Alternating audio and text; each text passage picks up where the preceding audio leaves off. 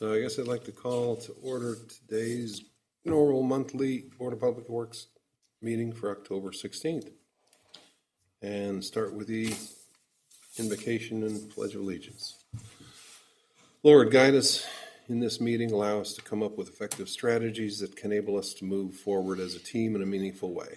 Help us to generate good plans that are practical, sustainable, and properly implemented.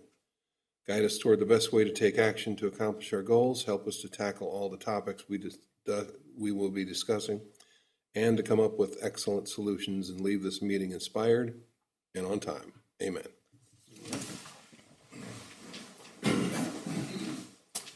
I pledge allegiance to the flag of the United States of America and to the republic for which it stands, one nation under God, indivisible, with liberty and justice for all.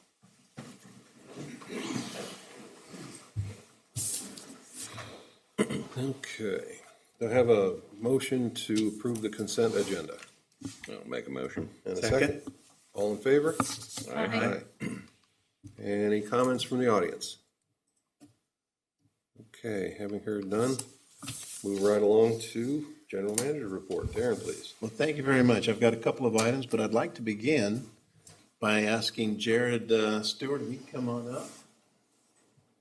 We're going to take a picture with John, etc. What we have received is we have received the Safety Award. NPUA, you get to go around back over there and you're going to take it by the sign, so I'm being really pushy now. If you look at what it says, is that for the year of 2022, the Hannibal Board of Public Works has achieved a perfect safety record. And it has much to do with, this also comes through the APPA, the American Public Power Association. That's why Jared's up there to hand that to you, shake your hand, get a good smiley picture. But what I will tell you while you're doing that, we are trying to make sure that safety is absolutely, if you look at our mission statement right up there, one of the first things is to be safe, to provide a safe, reliable utility. We're trying to step up our safety, make it a part of our culture, not just something that we're beating our guys up for on every day to make sure that they're doing it, that this becomes inbred in them and that everybody's doing that and taking part of it. And this is a great step towards that. So I appreciate all that Jared and what Matt and all of the folks in the field, and frankly, also the people in the offices. You know, we worry about ergonomics and everything else. So with that, I just say thank you, and they've done a great job. Okay, very commendable. Good stuff.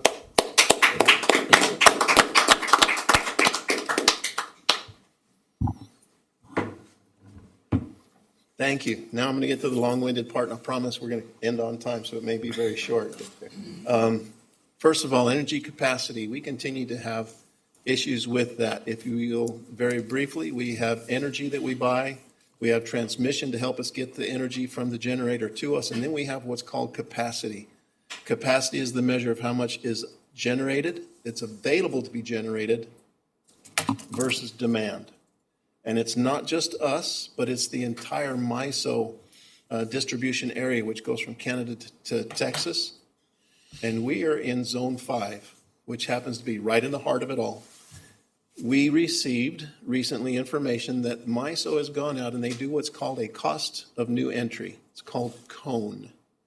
And that is a measure of what it would cost or the need for power to be created in generation.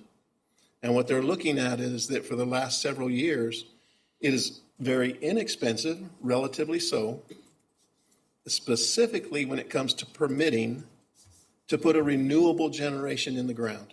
So you can go to the farms and you can put up wind turbines in Illinois or Kansas.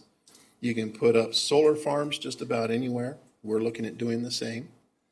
But it only generates when the sun is shining and the wind is blowing. And that's not 100% of the time. So that capacity is actually the amount of capacity given for those generation sources is shrinking.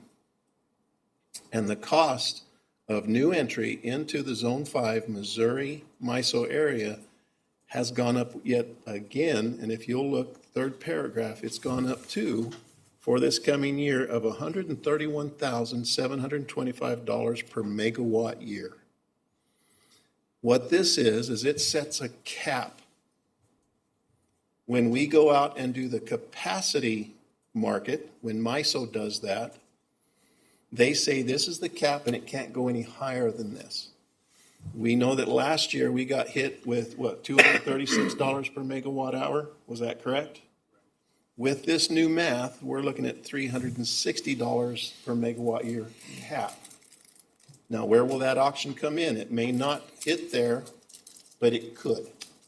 And so this is a new ceiling, a new high, and I simply share this with you and the public and everyone here to recognize we continue to have volatility.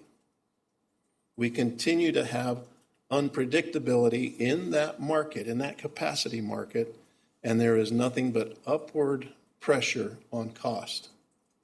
Now, we have our hedging policy in place. We have now gone out for an RFP for the coming year's capacity. We will bring that to you next month as we know what those numbers are and what that's going to be. Our consultants are working on it, but we're doing everything we can to hold it down. But a lot of that is beyond our control, and it's a market-driven item. So we're looking at the capacity market. We're looking at the auction through MISO. We're looking at going out into the market and hedging those numbers to the very best of our ability. So we're aware of what's going on. It's not good news, but it's a reality. Any questions on that? Later on, the one action item we have has to do with this capacity in that market. Next, the solar field project. We have been working to get into the airport so that we can do a geological study. We have gone to the contractor, and they are prepared to design it with the understanding of what the paybacks will be, at least on percentages, et cetera. But we have to get onto the airport property and be able to drill holes in the ground so that they know what sort of soil there is, what kind of stone base there is, what kind of conductivity the soil has, so they know what size cables and type of insulation that we have to put in the ground. All of that we must have before we can get it designed even. We have gotten information now from the FAA that says we do not have to have all the permitting of the full construction project, that this geological survey is part of the planning.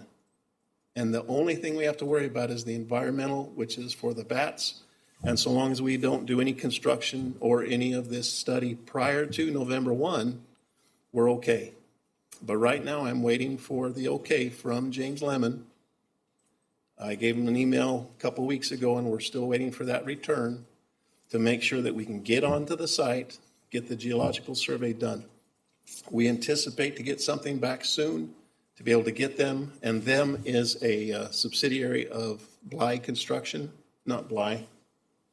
Who's the company? Matt? Geotechnics. And they're part of Klingner. And so Geotechnics, they will go in. We should have that by, once they get in, get the work started, they should be able to get it completed by about January 1. We look at then getting that information back to the contractor. They will then tell us, will this be a 7 megawatt? Will this be a 4 megawatt? Will it be a 2 megawatt? If it gets down to the 2.5 to 3 megawatt size, it may not be financially viable for us. It may not be the right thing to do. So with that said, that's what we're waiting on. Those are the steps that we're looking at to move forward. So that is our solar project update.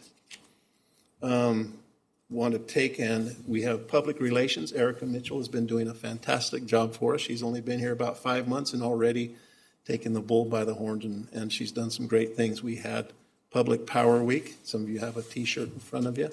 The crews went out. There were 5 different projects that we were able to go out into the community. We did the cleanup of Bear Creek. We did that in conjunction with the folks from General Mills. They also did some cleaning of a ceiling, some drywall work. We cleaned up a cemetery. We helped down at the library and redid some steps there.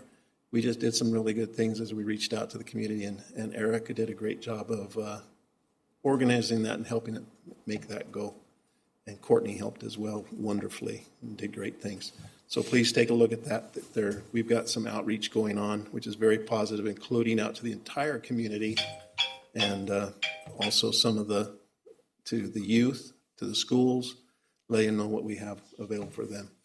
Beverly Stewart, her report, we have 2 openings that we're looking for. Number 1 is the lead operator at the water treatment plant. We should be moving forward with that one and getting someone before the end of this month. We also have an HR coordinator. We've had several people putting in for that. We need some training for our succession planning. And no, I'm not making any announcement that Beverly's going anywhere, but we need some help there, and we need to make sure that that's taken care of. Other than that, our power supply is solid. Paul will be talking about that kind of in the financial side of things, and that is the conclusion of my report, unless there are questions. Is Beverly still dealing with the city employees? She helps immensely with the city. Melissa Cogdell is the clerk. She's been picking up and running that side with the city and doing really well. Good. But Beverly's, I think, is a good help to them. Cool. Any questions about Aaron's report? Nope. Sounds great. Sounds complete. Thank you very much, Aaron. Thank you. And operations report. Matt Munzel please. Good afternoon. On electric system, again, our number of outages was down. So was our number of outage minutes. As you'll see, again, a majority of the outages are squirrel or bird related. The crew's been working on finishing up the electrical installation for the Minnow Creek subdivision out there, north side of Highway 36, or across from Fiddlesticks. They're complete with that now. There's a development on Highway W that they have to pull some wire into, and then they're going to go out on Stardust and work on finishing the underground installation at the Timberview Terrace subdivision there off of the south side of Stardust Drive. You can see at the water plant, our numbers are about the same as they have been in previous years. Again, recall that we think that there was a bust in the metering that was there before, so we anticipate it being a little bit lower. The crew's been working the last week or so on doing the semi-annual basin cleaning, where we start at the pump house, clean it out, go to the preset, primary, secondary, and then finally the filter basins. That's just to remove any settled out debris that doesn't get taken out during normal operations.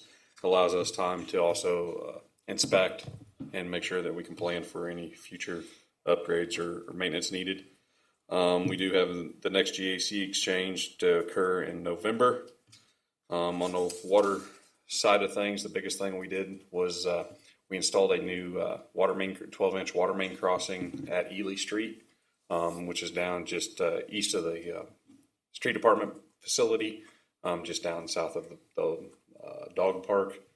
There was a previous main that crossed the creek there. It had developed a leak, and so it's been shut off for about 2 years. They went in, they dug in a new casing pipe so we can push the pipe through in the event something happens in the future. Dig down to both ends, pull the pipe back up, shove a new pipe in, and we're not having to dig through the creek again. On the sewer side of things at the wastewater plant, you can see again our numbers are relatively low. Our average gallons per day was about 2.9 million gallons per day, which is even lower than we were in September of 2022. That's just indication that river's low and we're not getting any rain.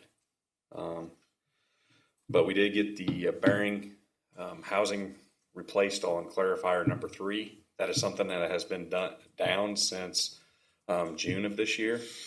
Again, that was installed in 1993. And so getting parts, they had to machine it. And then we had to hire a company to come in. They'd used a crane to lift all the existing walkways and stuff up with the crane, slide this new bearing in, and get it all back into place. Since its installation, everything's been working well there. The crew did a good job of maintaining operations at the plant, even with one of the 3 clarifiers out of service, which the low flows going into the plant also contributed to that. If we were seeing higher flows, we would anticipate additional problems with that. Wastewater collection, we did have 2 SSOs to report. One was a result of roots, one was a result of a T-shirt being found in the sewer line. So Imagine that.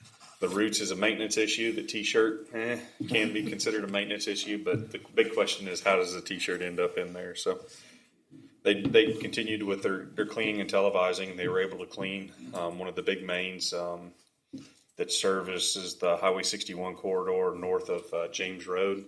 It goes through Hope and Chestnut and all that area down toward the wastewater plant. Historically, we've ran a sewer cleaning truck through there, but not really got in there and plugged it off and televised it. They actually went in and were able to do that this time and didn't find any major problems there. Big thing here at the building, we went through a installation of new security cameras. Our old ones were obsolete and wasn't expandable. The new system that we've got installed, you can see one of the cameras back here. It's expandable. It allows access to more than just the SCADA department there. And so the next step in that process will be the installation at some of our ancillary facilities, such as a substation, or eventually we'd hope to get this to a storage site that we're hoping to develop over at Bear Creek Dam, or even a water or wastewater plant. So that's all I've got on the operations report, unless there are any questions. Any questions? No, sounds great. And moving along to project. Projects report. Here a few months ago, you approved the replacement of the asphalt shingle roof at the water treatment plant with a new metal roof. Materials, or kept it from occurring back at the end of September. Materials arrived last week, and they were actually up there today beginning the removal of the old materials, and hope to have that watertight within 2 days, and then they'll get it finished out. Number 2 under the water projects is the gravity filter media replacement. Plan is to have that out to bid here within the week, and come to you all with a bid award recommendation at your November board meeting. That documentation has also been submitted to Missouri Department of Natural Resources for their approval. We've not received any comments from that at this time. Switching to sanitary sewer, we do know that with rains and with the high river levels, we did get a lot of I&I coming in and resulting in higher flows to the wastewater plant. One of the ways we're looking to combat that is through a lining project, and a lot of the, say, the South Main area of town, those areas where there was flood buyout after the 93 and 2008 floods. Those times, not all the service lines were capped at the main, and most of the service lines weren't capped at all. So, if they had a basement where the sewer pipe came in, pushed into walls, put some dirt on top of it, put some grass seed, and that was about the extent of it. And so anytime we see the high water table or flooding, we get a lot of flow.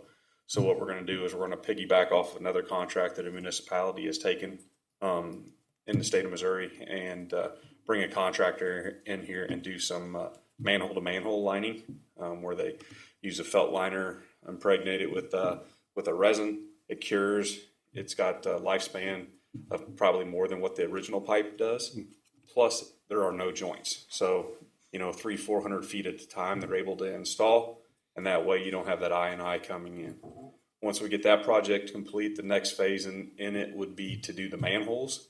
That way you can seal up where those where that lining or pipe lining material had protruded or came into the manhole. We can seal that up as well, and then hopefully when we get these flood events, with the gasketed lids, the manholes being lined, the pipes being lined, the amount of I&I coming in during a flood event or a high water table in that lower area of town will help reduce the flows that we see at the wastewater plant.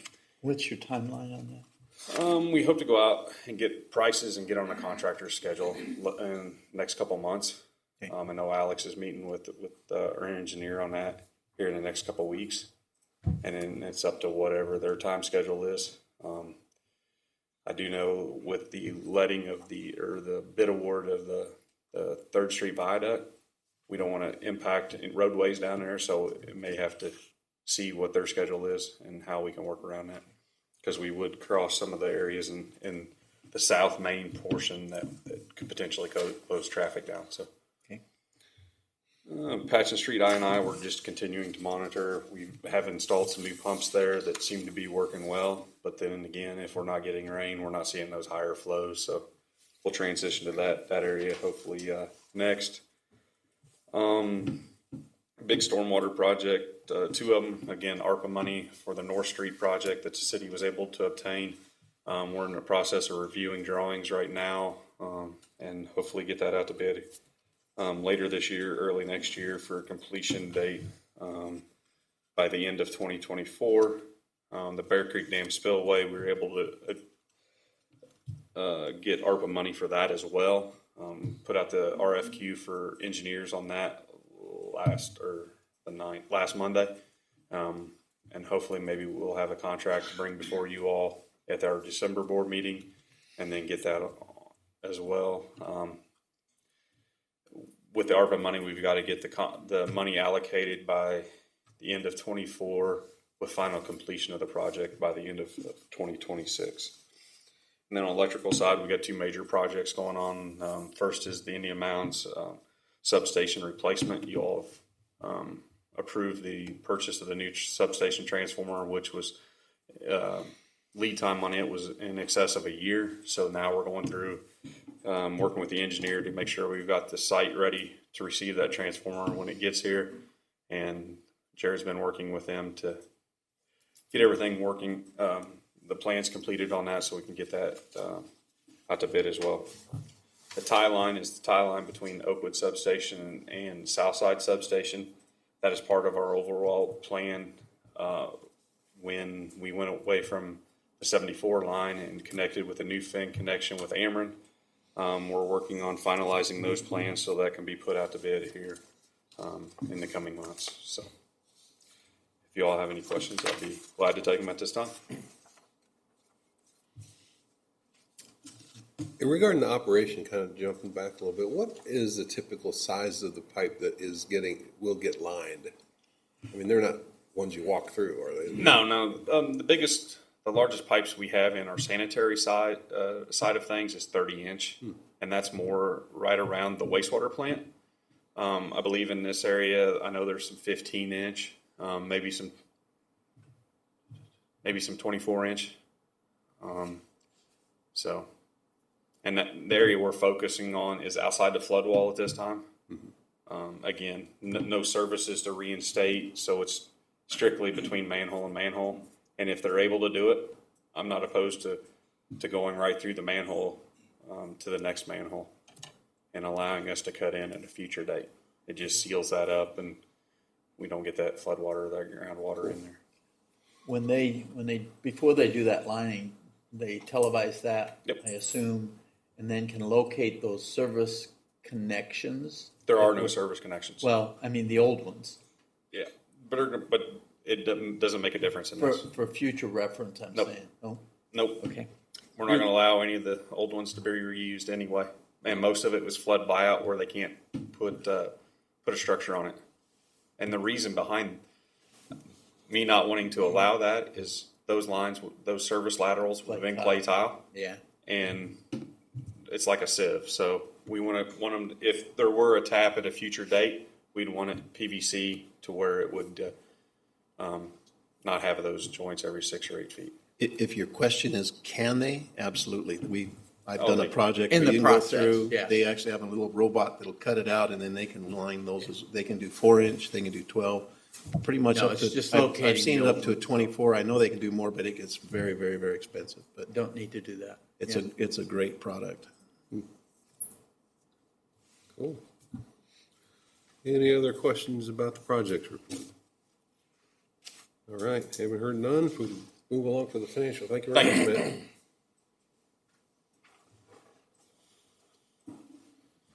All right. Financial report then for September. We'll jump right in here with the balance sheet. Look at that first.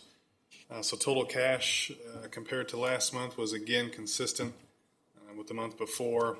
We did have a substantial decrease on our balance sheet in current assets. Primarily that's due to a decrease in receivables, which varies from month to month just due to timing. But then we'll also continue to see a decrease in prepaid expenses every month. We talked about it a few months back, but a unique thing we did this year was we hedged a substantial part of our capacity. And since we paid for that up front, we recorded it as a prepaid expense, and then we'll expense that every month as we actually incur that capacity cost. Nothing really else significant, though, on the balance sheet. Utility-wide total assets are down slightly from a month ago, and are down about 5.3% compared to a year ago. Jumping down to the P&L, the income statement. So for the month of September, we had a loss utility-wide of about $582,000. September is a shoulder month for us, so we do expect quite a bit lower revenues compared to other months. And so we did have a budgeted net loss of $181,000. Again, just like last month, the electric fund is the primary driver in our loss for this month, with a $739,000 loss. Purchase power costs were about $308,000 more than budgeted, and revenues were about 5% lower than budgeted for the month. We did have one unit of Prairie State that was down for the majority of the month for a scheduled 30-day fall maintenance outage. That didn't necessarily make it into our budget because we had that outage originally starting on October 1st and running through the month of October. And so with them pushing that outage up a little bit, we didn't have that quite budgeted for September. We did go out and hedge 10 megawatts for that outage, and that price was quite a bit more expensive than we would have paid if Prairie State was operating at full capacity. However, the purpose of that hedge was protection for us in case something atypical did happen out in the market, like we have seen quite a bit here in the last couple of years. So we did have that protection just in case. On the water and sewer fund side, revenues were also less than budgeted for the month. We did have operating expenses, though, and both of those funds come in below budget. So overall, the water fund did outperform its projection in September, and the sewer fund was just slightly behind its projected net income. Compared to last year for September, utility-wide net income was at $826,000 less this year. We did have all three funds that came in behind last year. Again, like we talked about, the driver in the electric fund was higher purchase power costs. In the water fund, the driver was higher operating expenses, and in the sewer fund, we had lower operating revenues compared to last year.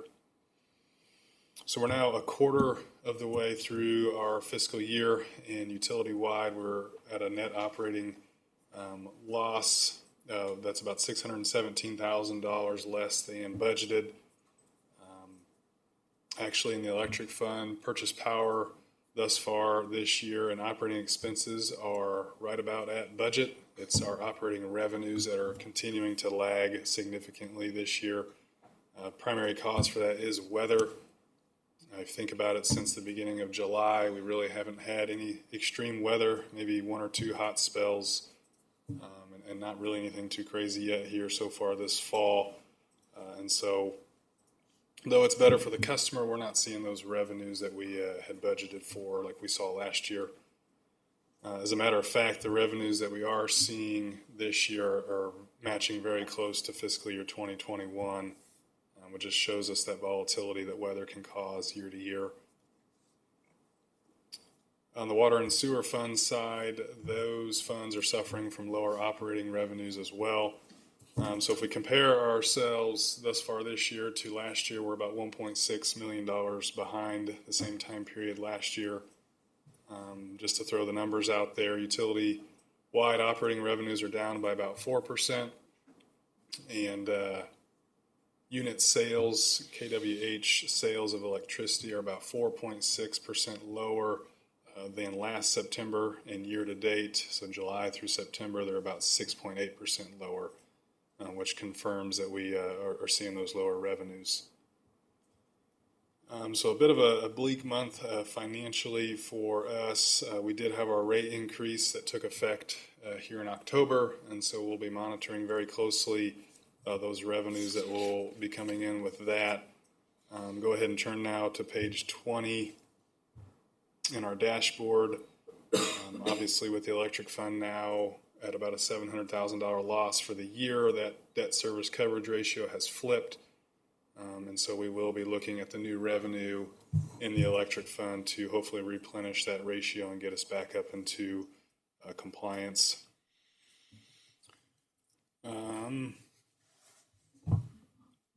Any questions on the financials before I give a brief report here on our delinquent accounts and kind of how that works? Anyone have any questions?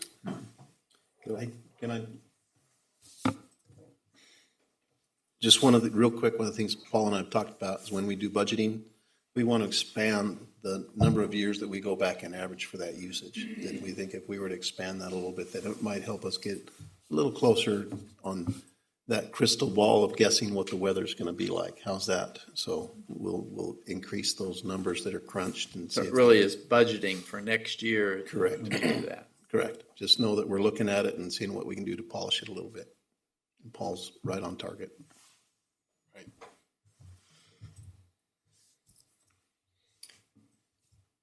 All right, well, if there aren't any questions, I'll give a brief update here on kind of how our delinquent process works. You see it there right below where we report our debt service coverage ratio, where we talk about how many delinquent accounts we had for the month, as well as how many of accounts were disconnected for non-payment. So Emily Dexheimer is our customer service supervisor. She kind of oversees this process and does a phenomenal job along with the customer service reps in tracking this and staying on top of it. So the way it works is we bill, we'll just throw an example out there. If we bill on the first day of the month, that bill is due on the 17th. If that bill has not been paid on the 18th, it automatically prompts us to send a delinquent notice.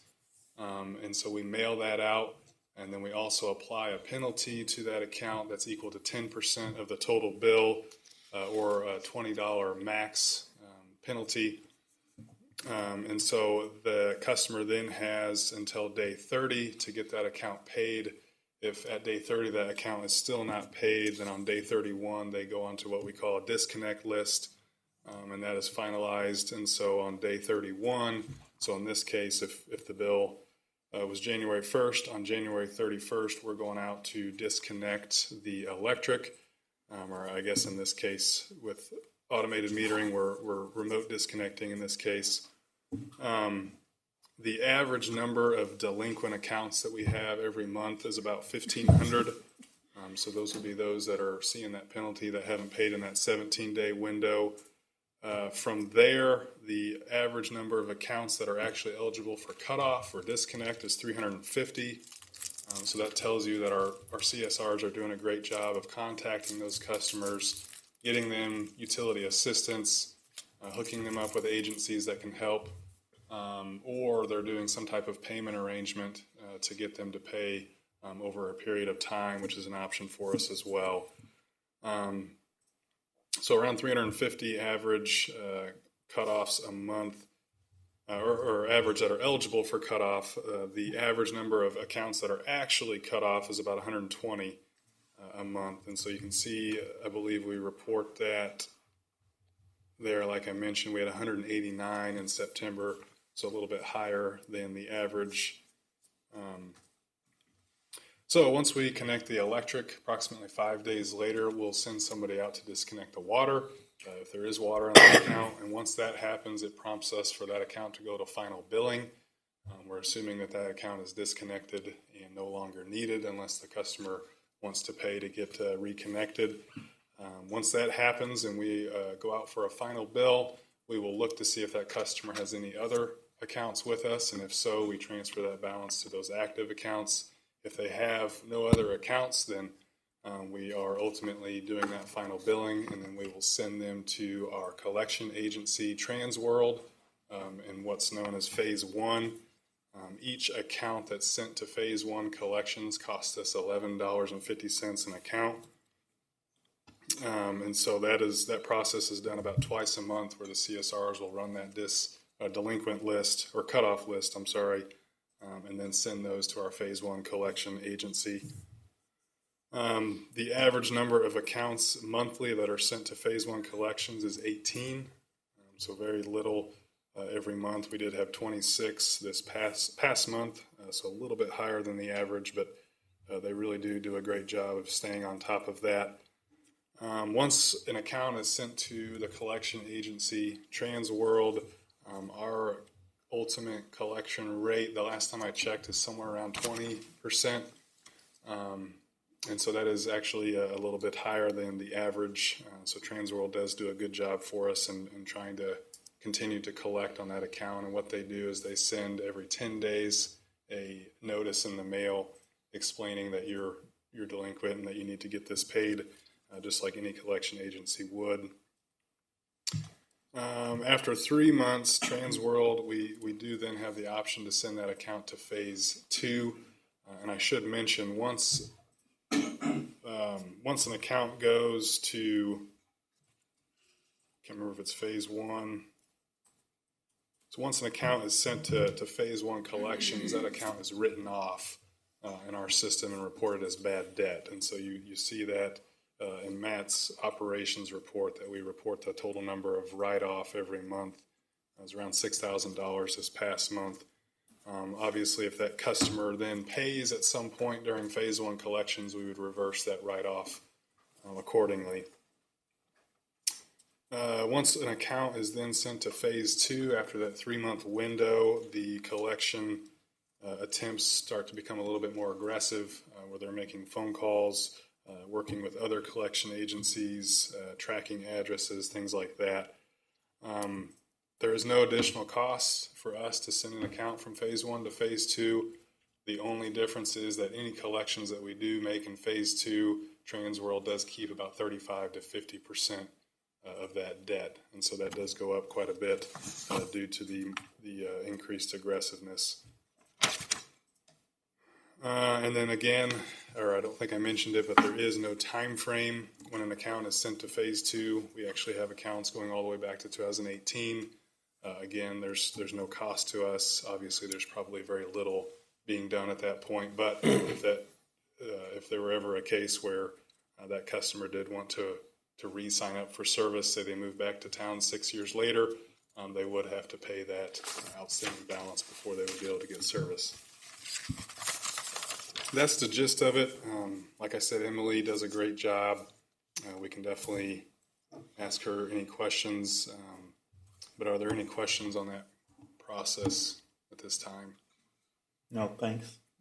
That clears it up a little bit. Yeah. Thank you. You bet. So I will, again, I'll add you just 2 sentences. Number one, we have done very well. We have a pretty low write-off on that. But NECAC has been very well funded. NECAC is the Northeast Community Action Corporation, and they have a lot of the assistance for people that are in need. That funding is dried up. It's not going to be as well funded as it has in the last couple of years because of COVID. And we anticipate that we'll watch that number increase, that it's going to get tougher and tougher for them to get that assistance, which will probably end up reflecting in these numbers. So we have the policy. They're following it very well. Our customer service representatives, all those folks in the front office that deal with our customers are absolutely professional, do a great job. But we anticipate that there will probably be some more struggle there than what we have seen in the last 2 years. Yeah, the numbers are pretty good compared to other, unsecured type of businesses. Paul, have you noticed any significant changes in that since we went to the credit rating based deposits? Any changes? Oh, in terms of less bad debt, better. Matt and I were just talking about this the other day. It's hard to say because of the increased assistance that we've seen from NECAC and LIHEAP and things like that. So I think we're kind of, both of those, we switched to the deposit credit-based policy right around the same time where that additional assistance kicked in. So it's definitely easier for our CSRs to kind of handle, just to be able to run that credit report. Obviously, if your credit is good, you don't have to pay a deposit. And so I think that would lead to some satisfaction. But in terms of whether or not we've actually seen any benefit or less bad debt, I don't think I could say just because of the utility assistance. I mean, bad debt overall has gotten less, so it could be partially due to that, but I think it's more so due to the increased funding. And you say that the LIHEAP money is drying up, It is. at least compared to COVID, or compared to when it was Compared to jacked up? previous funding, yeah. Yeah, I believe they've stated they're cutting it in half, beginning, I don't know if it's next, I guess it'd be the next cycle, which begins, I believe, October 1st, for the winter cycle. They're ramping that back. All right, thank you. Any questions from Paul about the financial report? Thank you. No? Okay, thanks very much, Paul. Moving on to new business. Wholesale purchase price agreement. Thank you. If you look on your, There you go, Green. go green. Love green. We have before you, and I believe it's on page, let me get to the 40. top. 41. There you go. It is a master power purchase and sale agreement. What this is, and that's on page 41, thank you. This wholesale purchase sale agreement you've seen before. We've done several of them, and what happens is we go to our contractor and GDS, they go out to the market and they do an RFP for proposals for a bid on either energy or capacity or both, or how we want to go out to the market, and that market goes to the wholesalers of that energy and capacity. This is a standard EEI, or Master Power Purchase and Sale Agreement. This is while you'll read it, it says it's for Moraine Sands Wind Power. It is actually Cordelio. Cordelio is the parent company, and Cordelio has several thousand megawatts of generation that they represent. Moraine Wind, Sand and Wind Power, if you go online and you can look it up, it's a 165 megawatt wind farm that will be completed roughly within a year. It's not up and built completely yet. It's in Illinois. I can't remember the county. It's in Mason County, Illinois, so not too far away. And we will be we're looking to purchase capacity from them. They only get about 18% capacity off of their 165 megawatts, but that fits and helps us immensely. So this is a master purchase power agreement. I will also tell you that Spiegel and McDermott, they are attorneys out of Washington, D.C., who have helped us vet the other master purchase sales agreements. They have looked at this. They say it's adequate and it protects us accordingly, and that it is okay to move forward with. So I would request that we approve this so that they can be a part of the bidding for future supply for us here at Hannibal. I'm just looking for a motion to ask them to give us a bid. I'm a motion to approve this agreement.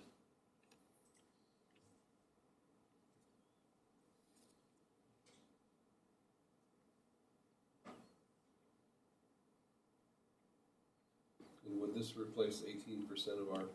No. What we're looking for, I believe, is 10 megawatts of summer capacity for summer, and we've got, go ahead and, can you quote it, Paul? Probably it's 11 in the summer, 17 in the winter, and somewhere like 15 in the spring and fall.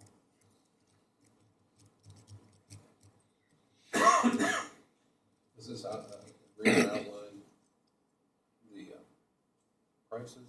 No, it does not. So what we do is we put this in place. They will go then bid. So we're gonna, with our RFP, we're gonna request for that volume. We're asking for the 15 on the shoulder month, the 11, et cetera. And we will open the bids on November, I believe, 7th is when that will complete. And so this allows them to compete in that auction. And that we've already got it set up for payment. This is how it will happen. And this is the outline for that purchase agreement. So we are purchasing some of their excess capacity or Yes, the wind farm? that's what we're asking them to bid into our request. Okay. Yeah, there's no reason not to ask them to bid, Yep. I would think. All right? But they don't want to bid unless this is in place, Sure. so. Yeah. Does anybody have any questions about this proposed? John, your mic is off. Is there a cap on the price? Nope. But what happens, you go to auction, and we're gonna select the lowest bidder. So they know this, and so that's their motivation to keep it a competitive, low, and that's why we go out to bid. And I will tell you, I like having as many of these on file as I possibly can have. I'd rather have 5 people or 10 people bidding for this than just 2 or 1. So our GDS, like I said, I've had a couple of these in front of you already. And I think the more that we can actually get in front of you to get on that record so that they can bid benefits us. Yeah, it sounds like it does. Do we need a motion and a vote Yeah, I'll make a motion to adopt this agreement. in a second? Second. Okay, all in favor? Aye. All right. Thank you, Darren. Thank you. And do we have any comments from the city attorney? I don't have anything. Oh, my goodness. And any general discussion? All right. Haven't heard none. I guess I need a motion to go into closed session. Motion pursuant to section 610.021.312 of the Missouri Sunshine Law, the meeting shall convene in closed session to discuss personnel and contracts. And who's admitted? I'll second that motion. Oh, go ahead. Board, staff, and Andrew, And Mike Dobson, please. and Mike Dobbs. Okay? Do I hear a second? All in favor? Aye. Aye. Okay, we're in closed session. Thank you. Rita, good night.